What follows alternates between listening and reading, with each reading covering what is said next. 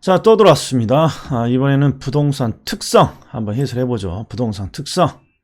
자, 부동산의 특성은 왜 중요합니까? 이게 지문이 그렇게 만만치는 않습니다. 그러나 부동산 특성에서 시간을 세이브해야 돼요. 그래서 키워드 위주로 제가 해보죠. 자, 일단 01번은 중간에 외부 효과가 나와 있어요. 외부 효과. 그러면 부동성이 나와야죠. 개별성이 나오면 안 되죠. X. 그 다음 2번도 쓰레기 소각장, 매립지, 공원 설치와 같은 토지 이용 행위가 부동산 시장에 외부 효과를 발생시킵니다. 그러면 외부 효과니까 외부 효과, 부동성이 나와야죠. 그리고 인접성을 드는 학자도 있는 거죠. 두 토지가 서로 인접되어 있으니까 서로 영향을 주는 거죠. 옳은 지문. 자, 지리적 위치의 고정성을 세 글자로 줄이면 부동성이에요. 지리적 위치는 장소가 고정되어 있다. 부동성. 그런데 밑을 봤더니 또 외부 효과가 나와 있네. 그러니까 부동성인 거죠. 맞았어요. 그 다음에 4번 아주 중요하죠. 어느 지역의 수요가 급증했다고 하더라도 다른 지하처럼 그 지역으로 이동할 수 없습니다. 그러면 부증성이 아니라 부동성이죠. 증자를 못 보면 틀리는 거죠. 지금 보니까 중요한 질문 아니네요. 자, 5번.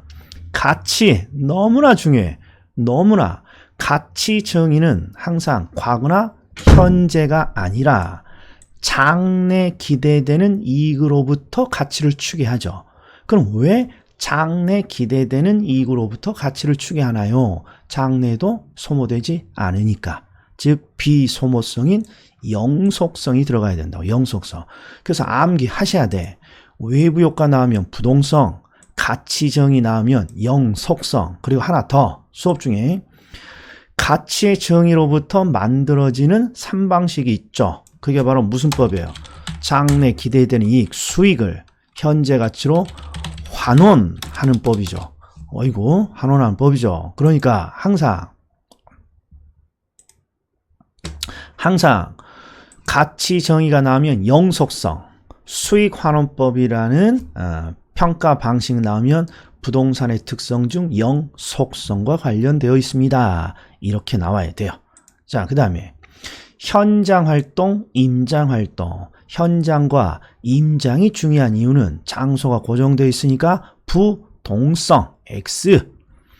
지역 나오면 부동성이죠. 지역 나오면 부동성. 그러니까 지금 벌써 3개. 외부 효과, 현장, 임장 활동, 지역이 강조된다. 부동성. 그 다음에 부동성은 부동산 활동이 국지와 지역화, 국지화, 지역적인 시장, 국지적인 시장, 부동성. 맞았어요. 그 다음에 영속성은 소유이익과 사용이익의 분리, 임대차 시장의 발달 근거. 자, 이것도 암기 코드가 있죠. 임대차 시장 나오면 항상 영속성, 임대차 이응, 영속성 이응 이렇게. 그 다음에 용도의 다양성은 최유효 이용의 성립 근거가 됩니다. 자, 최유효 이용의 성립 근거는 하나가 더 있죠. 부증성. 토지는 양을 증가시킬 수 없기 때문에 희소한 자원이죠. 그래서 알뜰살뜰 잘 써야 돼요. 최유효 이용. 그 다음에 용도의 다양성. 토지의 용도는 다양하니까 항상 다양한 용도 중에 가장 유효한 이용을 찾아내야 돼요. 이거죠. 그 다음에 9번부터서는 요령이 또 하나 추가야. 자, 우리는 비생산성을 부증성이라고 하죠. 그 다음에 비소모성을 영속성이라고 하고, 그 다음에 비대체성을 개별성이라고 줄여서 부르는 거예요. 그래서 항상 생산이라는 용어가 나오면 부증성과 관련돼 있고, 소모라는 말이 나오면 영속성과 관련돼 있고, 대체라는 말이 나오면 개별성과 관련이 되어 있습니다. 이거 굉장히 중요한 팁이에요. 소모라는 문구가 보이면 일단 영속성과 관련돼 있어. 비소모성. 그 다음에 대체라는 말이 있으면 일단 개별성과 관련돼 있어요. 비대체성. 자, 9번이 딱 그 지문이에요. 자, 뒤를 봤더니 대상 부동산과 다른 부동산의 비교를 어렵게 하고 상품간 대체라는 말이 나왔어. 대체. 그러면 부동성이 아니라 일단 개별성이어야 돼. 개별성. 틀렸어. 그리고 비대체성이니까 대체 관계를 제약시킵니다. 이게 나와야죠. 요놈이 틀린 거죠. 부동성이 아니라 개별성. 네, 10번. 부동산은 부동성으로 인해 지역 나왔네. 지역. 지역이 나오면 지역적인 시장, 부동성. 그리고 부동성에 의해서 지역에 따라 상이한 규제와 통제를 받는다. 자, 11번. 자, 토지는 비생산성. 이걸 세 글자로 줄이면 부증성. 부증성. 그럼 부증성은 또 자주 나오는 논점이 있잖아요. 자주 나오는. 물리적 공급은 불가능하지만 용도적 공급은 항상 가능한 것이죠. 자, 그러니까 일단 객관식 OX로 따지면 용도적 공급이 증가할 수 없다라고 했으니까 일단 무조건 틀린 지문이에요. 옳은 지문으로 고치면 토지의 비생산성, 부증성은 물리적 공급이 아니라 용도적 공급이 아니라 물리적 공급을 즉 지표량을 뜻하는 물리적 공급을 증가시킬 수 없습니다. 이렇게 나와야죠. 일단 틀린 지문. 자, 12번 소모라는 말이 나왔어요. 그러면 영속성일 가능성이 커요. 소모.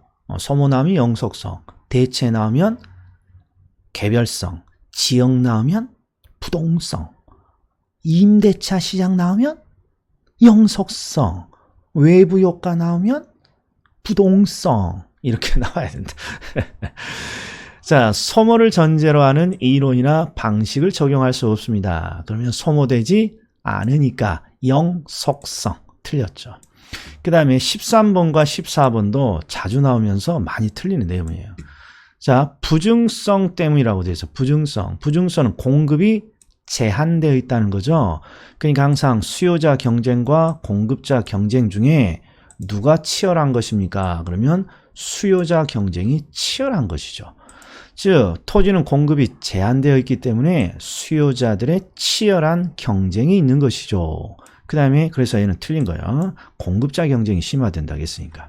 그 다음에 14번도 부증성인데 공간 수요의 입지 경쟁, 요 놈이 보여야 돼요. 수요자들의 경쟁이 발생합니다. 그러면 공급이 제한되어 있으니까 옳은 집은. 15번.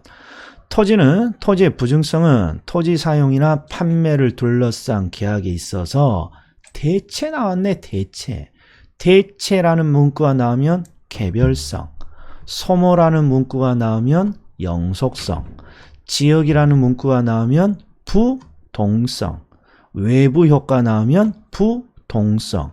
임대차 시장 나오면 영속성. 네, 계속 반복해 줄 거야. 일단 부증성이 아니라 개별성이 나와야죠. 대체 가능성을 얻게 만드는 원인이 된다. 16번. 자, 매립, 개간 이런 사례가 나오면 세 가지 우리 시험에 나온 건 매립으로 토지를 만든 거, 산지를 개간한 거, 또는 홍수 등으로 토지가 유실된 거. 이런 사례를 주고 뒤에 꼭 자연적 특성을 하나 던집니다. 이렇게 자연적 특성. 그리고 자연적 특성에 예외가 되는 사례냐, 예외가 되지 않는 사례냐를 물어봐요. 그러면 암기를 이렇게 했죠. 항상 자연이 부여한 자연적 특성은 예외 없이 적용된다. 이 암기 코드예요. 예외 없이 적용된다. 그래서 부증성의 예외입니다. 그러면 틀린 거예요. 예외 없는 거예요. 해석은 매립이라든지 산지의 개간은 새로운 지표 면적을 만든 게 아니라 쓸모없는 토지를 쓸모있는 토지로 용도를 변환시킨 사례일 뿐인 거죠. 그 다음에 17번. 개별성으로 인해 부동산에 대한 정보 수집이 어렵고 정보를 획득하는데 많은 시간과 비용이 필요합니다. 이것도 어려운 질문입니다. 자, 부동산의 개별성이 강조되게 되면 부동산 정보를 획득하려는 사람은 모든 부동산을 다 분석해야 된다는 뜻이에요. 그래서 개별성이 강조되면 부동산 정보를 취득하는데 많은 시간과 비용이 필요하다. 이런 논리가 나오는 거예요. 옳은 지문. 자, 18번. 부동산은 표준화가 어렵고 일반 재화에 비해 대체 가능성이 낮습니다. 대체 나오면 개별성, 소모 나오면 영속성, 지역 나오면 부동성, 임대차 시장 나오면 영속성, 외부 효과 나오면 부동성, 그 다음에 수요자들의 치열한 경쟁 나오면 부증성, 최유효 이용 나오면 부증성, 용도의 다양성. 점점 늘어나요. 19번. 자, 토지는 물리적으로 비대체, 대체 나왔어. 대체 나오면 영속성. 개별성. 큰일 날 뻔했네. 개별성. 비대체성이 개별성이 나오죠. 부증성이 아니라. 그리고 일물일가 법칙이 적용되지 않습니다. 그러면 개별성. 그 다음 20번.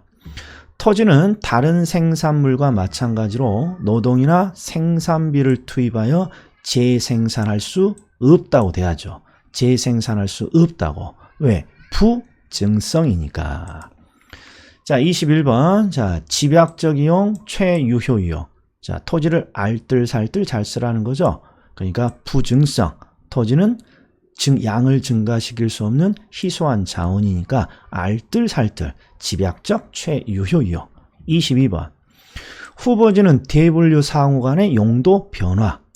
이행지는 소분류 상호 간의 용도 변화. 그러니까 토지의 이런 개념은 절대량의 토지 증가. 자, 절대량의 토지라는 건 지표를 의미해요. 지표량. 그러니까 지표량을 증가시키는 게 아니라 용도를 변화시킨 것이죠. 그러니까 옳은 지문이죠. 자, 나왔어요. 매립, 산지, 개간, 홍수 등으로 인한 토지의 유실, 이런 사례가 나오면 일단 자연적 특성은 예외 없는 것이고 자연적 특성은 항상 적용되는 것이다. 자, 매립 등으로 농지의 양이 증가된 것은 용도의 전환이지 토지의 절대량 하면 지표 면적이라고 했어요. 지표량. 지표량을 늘린 게 아니라 용도를 바꾼 사례일 뿐이야. 그러니까 이 경우에도 부증성은 예외 없이 적용되는 것이죠. 이게 출제자의 논리다 이런 거예요.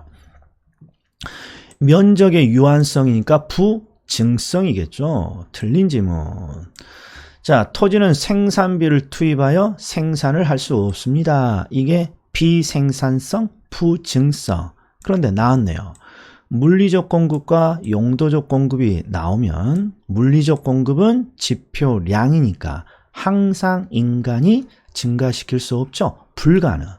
그러나 용도적인 측면의 공급은 인간이 항상 늘릴 수도 있고 줄일 수도 있더라. 가능. 물리적 공급은 불가능하지만 용도적 공급은 가능한 것이죠. 그래서 모두 불가능하다 했으니까 X.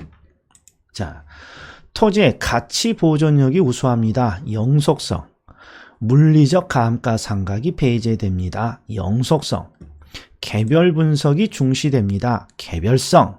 그 다음에 가치 추계에 어려움을 유발합니다. 요거 주의. 자, 개별성은 다른 말로 뭐라고 표현됩니까? 비대체성 또는 대체성의 부정이라고 해요. 자, 이거 어려운 지문이에요. 부동산의 가치를 추계하는 가장 쉬운 방법은 무엇입니까? 거래사례 비교법. 거래사례 비교법은 어떤 걸 전제합니까? 유사한 물건의 거래 가격으로부터 대상의 가치를 추정하잖아요. 쉽게 말하면 유사한 물건이 1억이라면 내 물건도 1억 정도 가치가 되겠지. 이게 거래사례 비교법인데 이 거래사례 비교법이 가능한 이유는 가격의 원칙 중에 대체 원칙 때문이죠. 물건이 비슷하다면 가격도 비슷해지는 거야. 이게 대체 원칙이잖아요. 즉 대체 원칙에 의해서 거래사례 비교법은 가능한 거예요. 근데 여기는 지금 뭐라고 돼 있어요? 개별성은 비대체성이에요. 즉 유사하다라는 성질을 부정하는 거란 말이에요. 그러니까 거래사례 비교법 등을 적용할 수 없게 되는 거예요. 개별성을 강조해버리면. 따라서 부동산 가치 추계의 어려움 이렇게 나오면 개별성이어야 돼요. 자, 28번도 많이 틀린 거예요. 토지는 합병 분할이 가능합니다. 이게 인문적 특성 중에 병합 분할의 가능성이죠. 근데 얘는 물리적 특성이라고 하면 안 되는 거예요. 물리적 특성은 자연이 부여한 특성을 말합니다. 자연적 특성. 자연이 부여한 특성이 물건의 이치가 되는 특성이겠죠. 그런데 병합 분할의 가능성은 인문적 특성이잖아요. 그래서 틀린 거예요. 28번은 틀린 지문 인문적 특성이라고 해야 된다.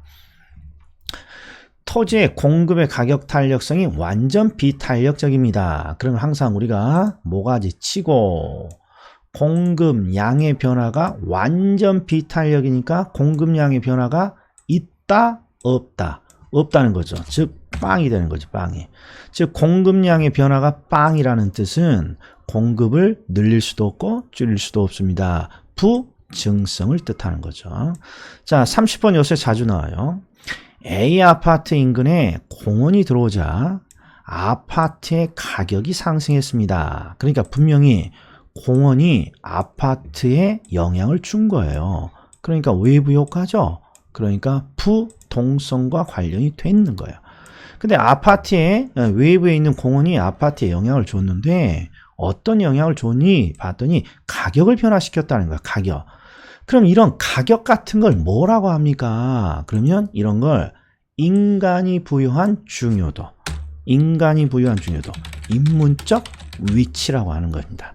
그러니까 이 인문적 위치를 어렵게 생각하신 분이 있어. 그냥 자, 우리 아파트 단지에 갑자기 우리 아파트 단지 인근에 새로운 지하철역이 들어오니까 사람들이 인식이 좋아져요. 인문적 위치의 변화. 가격이 변해요. 인문적 위치의 변화. 행정계획이 다시 발표돼요. 인문적 위치의 변화. 인간이 부여한 중요도를 인문적 위치라고 하는 거예요. 그래서 이 인문적 위치는 다시 발생되는 영역에 따라서 사회, 경제, 행정적 위치라고 다시 나눠지기도 하죠. 그러니까 이 문제는 조금 디테일하게 보면 공원이 들어서자 가격이 변했어요. 인문적 위치가 변한 거예요. 그런데 굳이 이 가격의 변화를 사회적인 영역이냐, 경제적인 영역이냐, 행정적인 영역이냐 나눠봐. 그러면 경제적 측면의 위치가 변했다고 설명하면 되겠죠. 여기까지가 부동산의 특성. 얘는 자주 보셔. 이것만 딱 띄워 놓을 테니까. 자, 다음에 뵙겠습니다.